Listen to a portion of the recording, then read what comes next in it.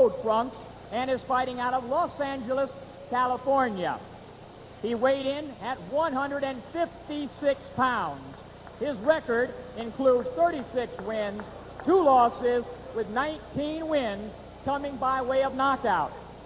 Please welcome tonight's challenger and the former WBO junior middleweight and WBA middleweight champion of the world, now ranked #1 middleweight contender by the IBF, presenting John David Jackson.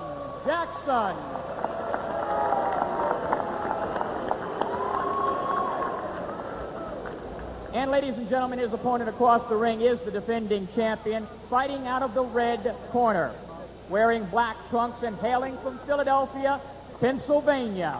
He weighed in at a ready 156 1/2 pounds. He enters the ring with a record of 30 wins, 2 losses, and 1 draw, 23 wins coming by way of knockout.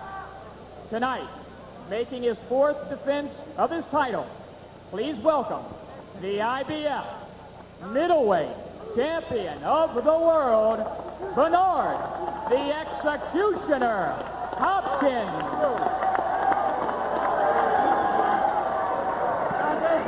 John Davis, in front of the ring. Okay, guys, come on. John Davis. Guys, get out of here. Gentlemen, tonight we're fighting for the IBF middleweight championship of the world. I want a clean fight. No monkey shine, no monkey business. The rules are no standing 8 count, no 3 knockdown rule. There is a mandatory 8 count. I want you to protect yourself at all times. I want you to obey my commands at all times. Touch gloves and come out and sound the bell. Here we go. Johnny Femia of New Orleans, Louisiana. Final instructions. They're checking out the waist lines. IBF middleweight champ Bernard Hopkins inactive 273 days, or about 9 months, due to promotional problems. He left Butch Lewis for Dan Goosen and America Presents, so he feels better about everything from the category just in case. 5-0 with 5 knockouts against Southpaws. Jackson, the #1 contender, despite losing his last fight, which he calls a blessing in disguise, because he now says Hopkins thinks he's slipping, perhaps false confidence for Hopkins. And a very interested spectator, the WBA middleweight champion in the crowd, William Joppy, very aggressive fighter out of Rockville, Maryland, in need of a big-name opponent, but tough to find at 160. He has to unify the title, perhaps. He's a future opponent here. Here we go. Round 1, scheduled for 12 for the IBF middleweight championship. Bernard Hopkins, the champion, in the black trunks with the gold trim. John David Jackson in the all-gold trunks, the challenger. You know, both of these fighters were so light at the weigh-in that they're just about junior middle or super welter, call what you like. That's 154. Just a couple of pounds over that. They could be in any division. That's a lot of aggression just then. That last little rhubarb there was kind of a gutter kind of fighting. Ooh. Jackson almost slipped after that wild punch. I've noticed that Hopkins has difficulty with opponents that move around a lot. Jackson likes to frustrate opponents with lots of movement, historically. Meanwhile, Jackson has trouble with busy fighters, and Hopkins told us the key tonight is pressure. So we've got some interesting ingredients going into this one. Well, right now, I think it's a cat and mouse game. It's a serious chess match going on. They know each other from a long time ago, haven't sparred with each other for a lot of years, a lot of changes probably made, and they both still think they know one another, but 2 different fighters. Jackson has a very wide stance. Bobby, take a look at how wide it is between those 2. Yeah, he likes to rock and roll, in and out, back and forth, move out of the way. Not a big puncher, crisp, sharp counter puncher, likes to be fast. There was quite a bit of trash talking between these 2 guys in the days leading up to this fight. Jackson saying the key is everything off the jab. Work the right hook, use the angles. He said he won't run. He said if he can get past the first 4 rounds, this is Jackson, that is important. That's when Hopkins is most dangerous. Too much respect being shown by both guys. Both guys doing a lot of thinking and no throwing. First boos heard from the crowd. Hopkins said this will be a technical fight, a chess match, if you will. Well, it better be better than this, because they're not touching each other. They literally look like they don't want to let the glove touch either way. Yeah, I mean, it's not like they're in there mixing it up. Finally, a little contact there. The crowd is booing, obviously, in the background, getting on these two fighters. They want more action. Have you ever seen a fight where everything's color coordinated, including the gloves? Both guys got yellow and black gloves, and they got yellow and black trunks on. Yes, this main event dedicated, as I mentioned, to Mr. Blackwell. Mr. Blackwell's in evidence here. Certainly nothing else is in evidence. There you go. Now, right now, John David Jackson has landed a few more shots. Nothing really significant, but I think maybe a total of 5 blows have been landed, and he's maybe got 4 of them. Well, Hopkins said to us, hey, if he wants to make it a cat and mouse game, I can box. I don't look for him to slug it out. I'm not going to look for one big shot. He is too elusive. Talking about the man in gold, John David Jackson, a part-time model and actor. Well, a fight distinguished by lack of action. Waiting a little too long. Waiting a little too long. Settle down. Look at tongue out there. Settle down. We can put a little pressure on him. Go back and wait for him, okay? Pick it up a little bit this round. All right, baby? Everything's cool.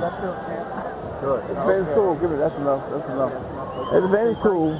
Everything's cool. A little too tight. A little too tight. When you go to him, take it to him with the stutter jab, okay? See what you're going to do. Don't let him be thinking too long. Keep that jab on him. You can just keep the jab at it.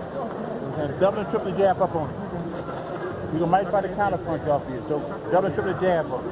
Then come the left hand behind. Okay, buddy? Bernard Hopkins told us yesterday, and I talked about the trash talking, that John David Jackson can stink the place out. And then John David Jackson came back saying he's not as good as Jorge Castro. He's not as tough as Castro. He's not a worthy champion. Talking about Hopkins, does nothing well. He said, we were friends until he started ducking me. So things getting very personal between these two. Let's see if the action heats up. I was going to say, would that they could transfer that into the ring and translate it into action. When you really think about it, fellas, how could a fight not be personal? No, How could a fight not be personal to a certain degree? Sure, it's business, but God, it's got to be personal. It's like those executioners that say, this is nothing personal, but I'm taking your life. I think it's But personal. isn't a rule of thumb not to fight angry? Doesn't that take you out of the game? Like Tyson, a guy who professes Controlled anger is okay, but it has to be controlled. Okay. If you fight angry and you let the anger get the better of you, could take you out of your game plan. You could, throw all your punches in an array of different ways that are not good. Light him up. Light him up. Trying to take a man's head off. Break! Jeez. What a bark that was from John Fimian. He barked out the break. I think he scared both fighters. 1 minute gone by in round 2. Round 1 totally uneventful. Holding and hitting here by John David Jackson, actually lifting Hopkins off the canvas with those uppercuts. Hopkins was told in the corner, step it up, start working. Work your way out. Get some hands free. Now it's a clinch festival. Stop punching, stop punching. Yeah. Stop punching.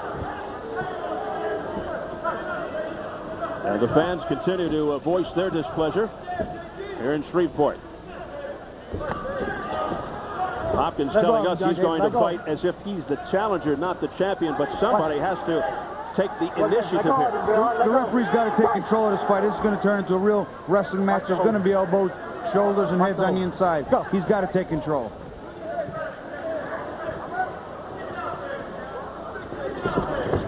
Wild swing and a miss. Overhand right attempt there by Bernard Hopkins. Hopkins very cool. When we asked him yesterday, was he used to left-handers? He said, I knocked every one of them out.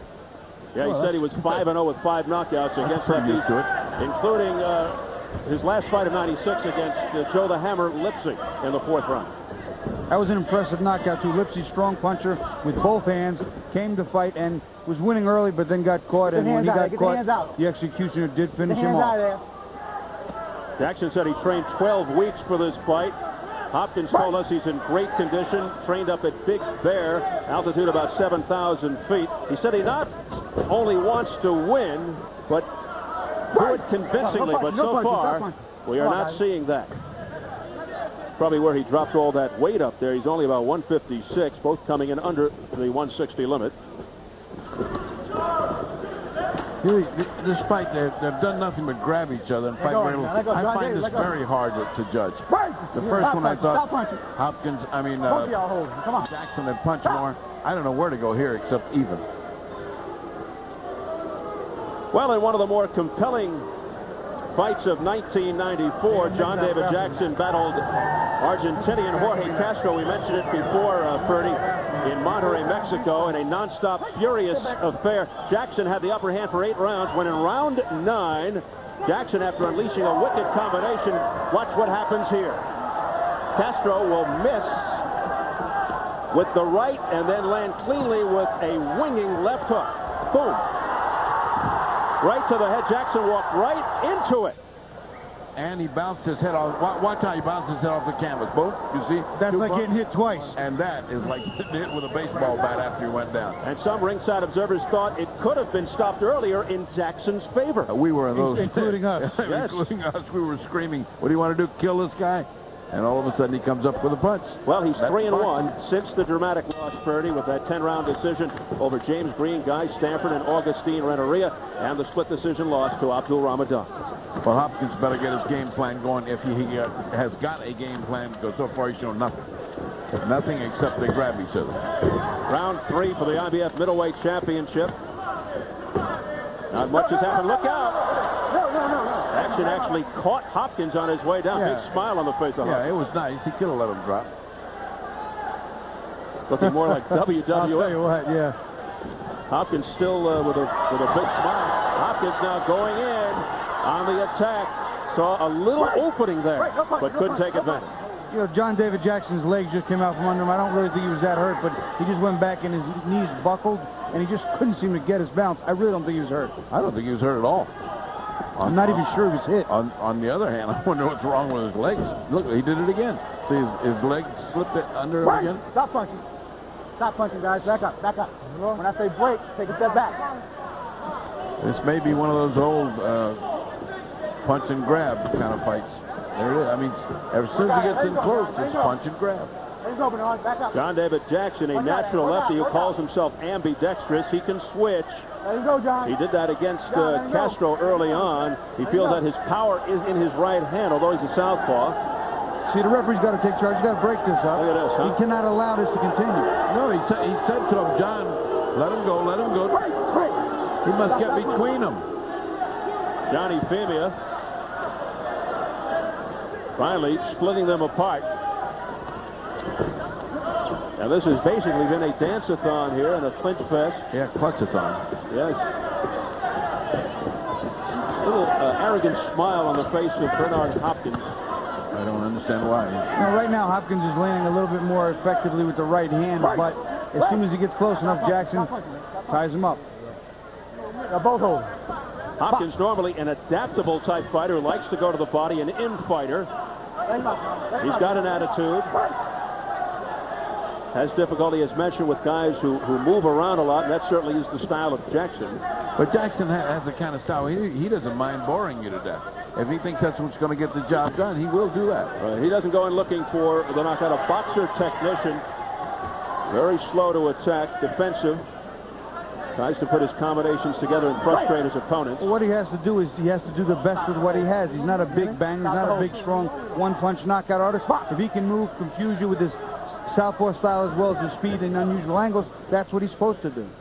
Two or three times, the referee has said, stop holding. Now he's pointing at Jackson and really saying it because he's the one that's doing the holding. See, as soon as he gets in, he grabs him. Now, Jackson does have that awkward jab, sometimes leaves himself open after the jab. We'll see if Hopkins can take advantage later. He's double up, going to the body. He's double up, going to the body. Look, he's coming up from you. Double up, going to the body, baby. Follow me in the water, son. Go ahead.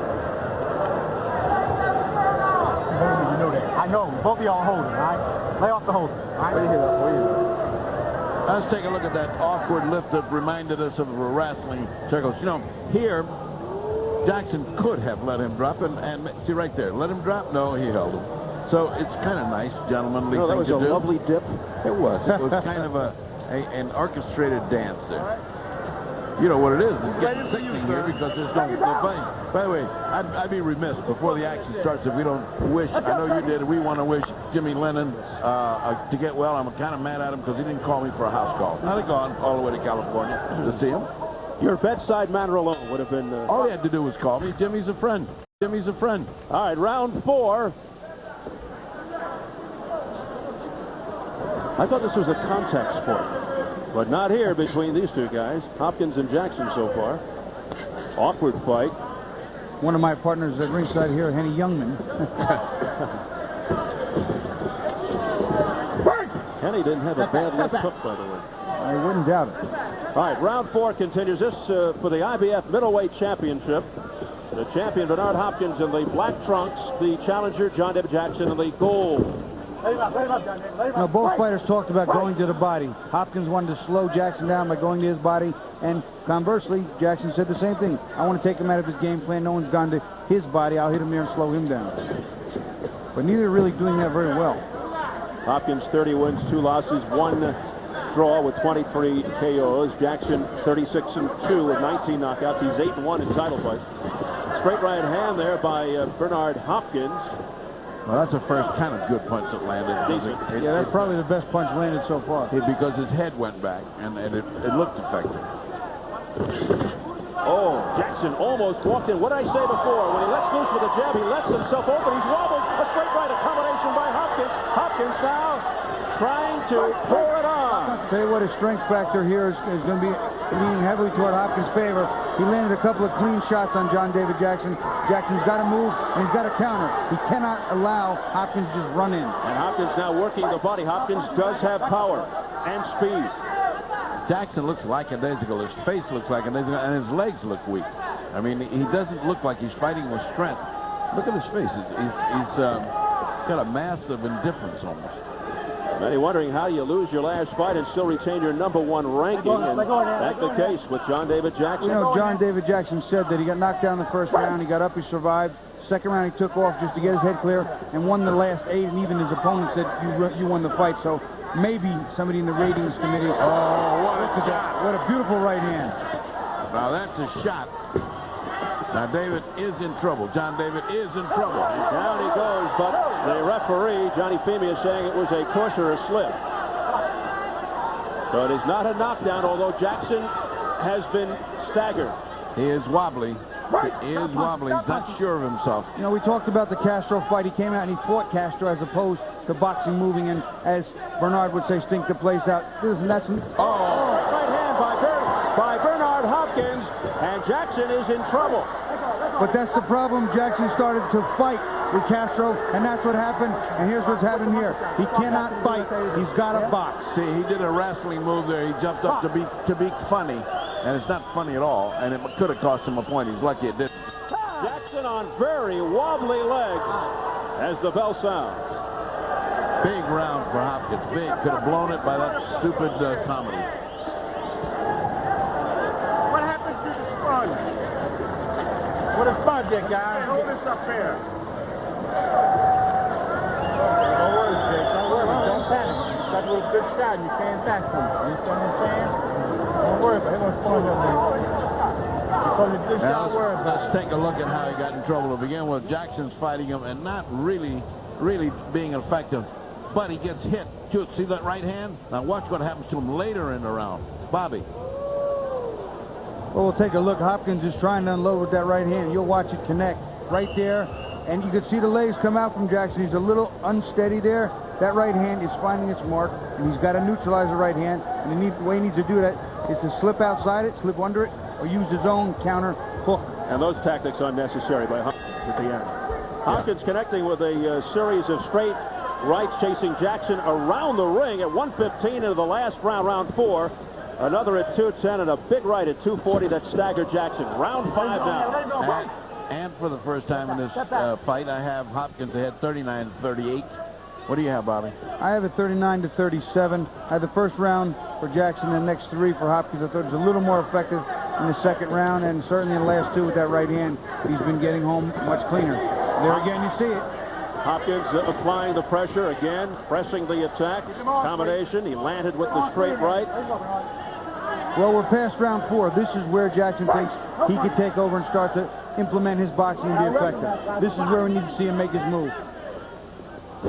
Oh, a smacking straight right hand by by Hopkins. Again, Jackson walking right into it. Yeah, he doesn't look too enthusiastic. Things don't look too great for Jackson right now. He looks like he's fighting a falling apart fight, a fight in retreat, a defeated fight. Hopkins with all kinds of confidence right now, very much in command the last couple of rounds after a very lackluster start by both men. And Jackson waving it off saying, I'm okay, which usually means that he may be hurt. Well, with his legs so wide, as Freddie pointed out earlier, he doesn't maintain really good balance. And sometimes when he leans back, he almost falls over because the legs are so wide. After that wild miss, Bobby, by Hopkins, a clash of heads. You know, Bobby, that's why I was pointing it out to you at the beginning. How could this guy, with his legs that big, that wide apart, think he's going to have motion to get away when he wants to? He can't. They're too far apart. And even coming forward with him, he's so far off balance. Hopkins doesn't seem to be having any problem with the southpaw style here of John David Jackson. Oh, what a vicious right cross to the face of Jackson by Hopkins. Big punch. Now, Hopkins talked about not only cleaning up the middleweights, but possibly jockeying back and forth between the super middles. Well, tonight he was so light he could go down to the junior middles as well. Sure. Oh, another thumping straight right hand to the jaw by Bernard Hopkins.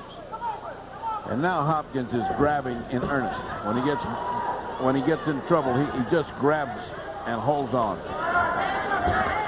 That right is finding a home by Hopkins. I'm sorry, I just made a mistake. Jackson is the one that's holding on, and not Hopkins. Hopkins is the one that's doing the pounding in the black trunks. Misspoke there. 30 seconds remaining in round number 5. Another big round for Bernard Hopkins, the executioner, after a very listless start. He looks like he's having fun now. Well, he was smiling earlier. Maybe he knew something. Hopkins looks like he's having fun. And the fact that Jackson is not a big puncher, he needs to put together some combinations. He needs to get going. And Hopkins continues to smile as he heads back to the corner. Why not? He won the round good. Close up. See, go with the loop. I want to make him duck the loop. I want to duck it. Don't worry about hitting it. Duck it. Make him duck it. Make him duck it. You're doing all right. You just stand a little too far away. Take the distance. I want you to take the distance with the hand. 3, 4 punches. You go up 1 or 2 punches, not enough. Go ahead, baby. Not enough for him off the punch. Just take a little bit off the lead punch. Off the lead punch you take off. You know, watch that wide stance that Jackson has. He just keeps his feet so far apart most of the time that when he goes to lean back or either way, he's off balance. There you saw he leaned into the ropes. He just doesn't have any balance. When he bends backward, all his weight is on one side of his body. He can't jockey or shift back and forth. You know, it's terrible. I just don't see how a guy can fight like that and maintain mobility, and when he gets hit, he has nowhere to go. He's way apart. He has no base, no foundation. The bell for round 6. Very experienced corner for Hopkins. Bowie Fisher, Al Mitchell, the 96 U.S. Olympic boxing coach, who had gold medal winner David Reed, the lone U.S. gold medal man. For the first time they tangle feet there, as we repeat over and over again, happens with left hand. I mean, their feet just get together. Their lead foot is on top of one or the other. Jackson hasn't won a round perhaps since the first, and really hasn't scored cleanly on Hopkins all night. The last 2-3 rounds, all Bernard Hopkins. And he has landed some wicked blows to the face and body of Jackson. That's what Jackson needs to do. Just what he did there. He let Hopkins throw some punches, slipped one, blocked one, and fired back with 2 or 3. But he has to be more effective, and he has to get Hopkins' respect. Boy, that was no punch at all. That was no punch at all. Telegraphed in a very soft left hook that was easily guarded by Hopkins. Had it landed, would have not had any effect. That was a bona fide slap. That was a pillow if ever there was. Well, I think some of the punishment dished out by Hopkins has taken a lot of steam out of John David Jackson here, obviously. He's become tentative. He doesn't want to punch real hard, thinking he's going to get countered real hard. Oh, a good left hook there by Jackson out of nowhere, but Hopkins showing the chin. Pretty good exchange there that Jackson got the better of. A rarity. Halfway point of round 6. He needs to use his speed to counter and counter sharp. In between Hopkins' big shots, he needs to counter.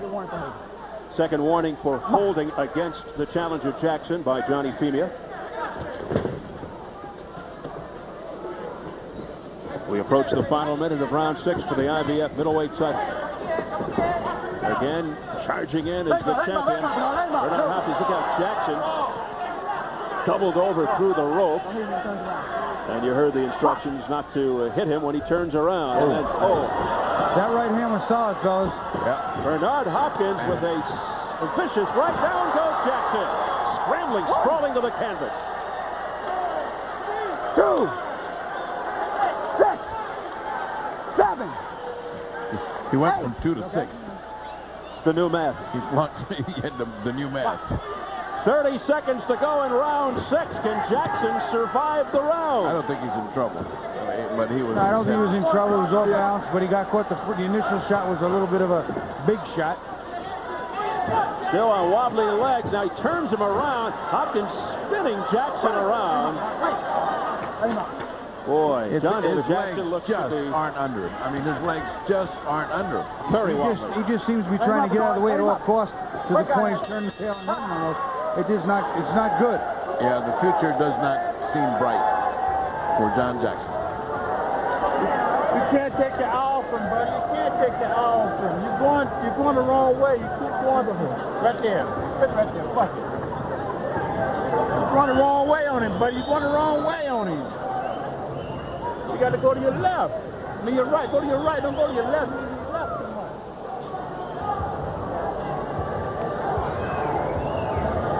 Let's take a look. See the body shots there, and it's a kind of a good shot, but he's off balance.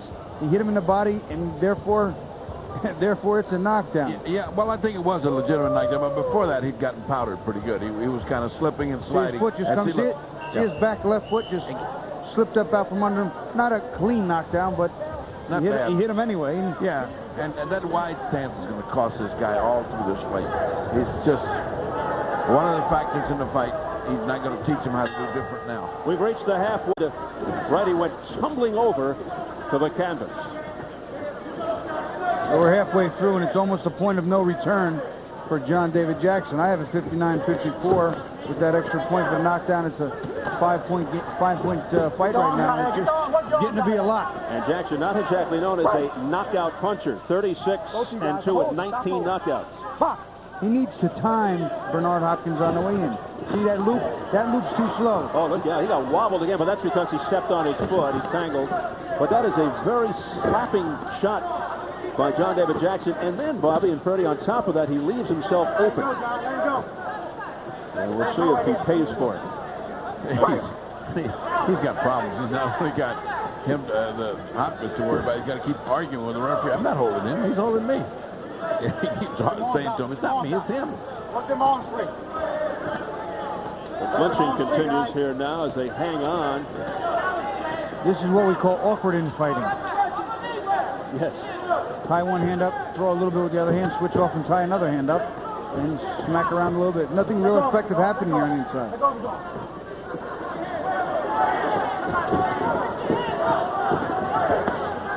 Let him up, Let him up. Now this is bordering on what we see over and over again. Styles don't make the fight. This style is not pleasing to watch. One style is not fitting the other. One is survival, and the other guy's going all out for knockout. There's the jab by John David Jackson trying to set up the left. It was flush on the face. Yeah, but see, it wasn't there. Right. It wasn't a straight. It was a roundhouse. A southpaw is not supposed to throw a left hook. He's supposed to throw a right hook from his right hand. And that's to get Hopkins going. Here's the whole arsenal. A barrage by Bernard Hopkins to the body and head of Jackson in Jackson's corner. And the referee, Femia, looking on very closely here. Oh, look out. Oh, that's a big right hand. Right hand by Bernard Hopkins, and Jackson going through the ropes. And he continues to hit him. And that's it. It's over. Johnny Femia Jr. finally steps in and ends it, and Jackson does not know where he is. He just was not defending himself. He didn't go down the ropes, actually hurt him. He was better off going down, taking the knee, getting some rest, clearing his head, and getting back in the game, but he just didn't do what he had to do. Well, it shows he wasn't there. His mind wasn't there. He was not conscious, and again, they did the right thing.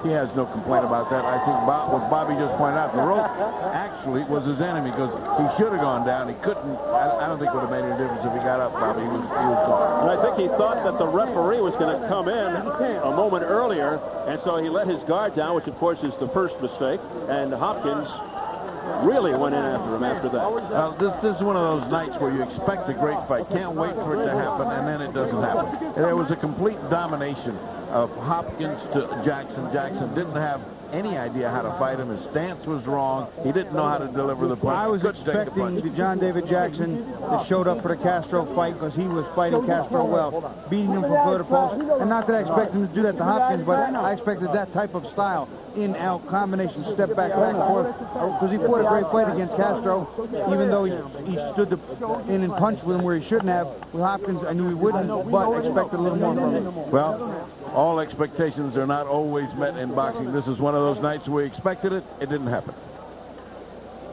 So Bernard Hopkins makes his fourth successful defense of the title. Bernard Hopkins is here, the strength, big fact. You see him land a couple of big shots, then he works to the body. Big right hand there to the body. And again, up top, he rips it up. The left hand, the right hand, top of the head, side of the head. Bernard Hopkins kept the pressure on here, kept the punches, didn't load up with him, made sure they landed. And then you'll see John David Jackson does something on the ropes here that's awkward. He sits on it and then comes almost through ropes. Doesn't really go down right there. Doesn't touch. You see the ref? The referee started to step in between them. And he got hit clean while the ref was there. All right, from overhead, Bobby. Yeah, here you see him, he's sitting on the, I think it's the bottom rope, the second to bottom rope. And now when he stands up, I think he thinks it's a knockdown. He drops his hands and he gets hit with 2 or 3 clean shots. And then the referee just completely stops the fight. I think there was some misunderstanding there on John David Jackson's part. And the referee was a little shaky for a minute. Yes. Okay, we all... You said you were going to take him, and you did from the very beginning. Thanks, Doc. I'd like to give all praises be to Allah, bear witness there's no God but Allah, and that Prophet Muhammad, peace and blessings be upon him. I'd like to thank my mother, Shirley, my father, Bernard Hopkins Sr. He couldn't make it today, Doc, and I'm glad to be here on Showtime again and working with Don King and getting ready for maybe a unification. I hope so, Doc, because, you know, everybody wearing belts now. And everybody confused who the real champion is in all weight classes. But that makes it all the more interesting because a guy like this can put all those rivalries together. You know, this is the end of another rivalry. You had a rivalry with this guy dating back to the Philadelphia, to the gyms. I think he put an answer to that, didn't you? Yes, he did. Well, me and John David Jackson, I said it before, and I ain't hold no punches back, and said that John David Jackson taught me how to fight southpaws. I was 8-0 when I fought John when he was at top of his game at junior middleweight. I love him. I give him all respects. And you know what? It's just passing the torch down. If I need a southpaw, you know who I'm going to call? I'm going to call John David Jackson because he taught me. And he took me to school for a while. I said, I can't hit this guy. And I stuck with it. And, John, I give you all the praises, man. You helped me. And you did a good job helping me get ready. Well, not training for Lipsy, but that southpaw stand was dangerous, man. And I paid a good price for it early in my career. Would you say you buried the hatchet here tonight? Well, it wasn't never no grudge and everything. But if you want to say bury the hatchet, I think that it comes a point when a man graduates. He was a teacher, and he passed me the apple, and then I got to take and teach somebody else. Let me talk to the professor, because the professor had a bad night here tonight. Yeah, well, first of all, I thank Don King Productions and Don King himself for allowing me to fight for the world title. He worked very hard and diligently to get it. I'm sorry that I let him down. I also thank Carl King, because he was very instrumental in getting me this title shot. If it weren't for him, I wouldn't have got it, and I just want to thank both of them very much. Bernard, you know, I underestimated him. I thought I didn't learn enough, but tonight he proved he did. The weight just really got to me too low. I've been fighting like 165 lately, you know. But I make no excuse. Young, strong young man. He proved tonight that he's a better man, and I can't take it. You agree with the stoppage because it really did look like it was stopped right? You know, I'm never going to agree to that. But the referee made the decision, and I respect that, and nothing I can do about it. Once again, I think DK and CK and everybody else, and Bernard, hey, you are the better middleweight, and I have to take my hat off to you, and God bless you and go for the best. I want to thank everybody that, hey, if you believe in the Lord and you love yourself, then anything possible in the world can happen. DK proved it, CK proved it, and my cornerman, I want to thank everybody. I let you down, but hey, I may be down in the boxing game. I'm not out of life. Thank you very much. Well, that's a good show of sportsmanship. That's what we like to see in boxing. One thing about John, I'm a little envy of him because he got a modeling career. I don't look that good. Right. Well, the way he punches, you need a modeling career. All right, that's very nice. Stop it. Long white ball. Stop it.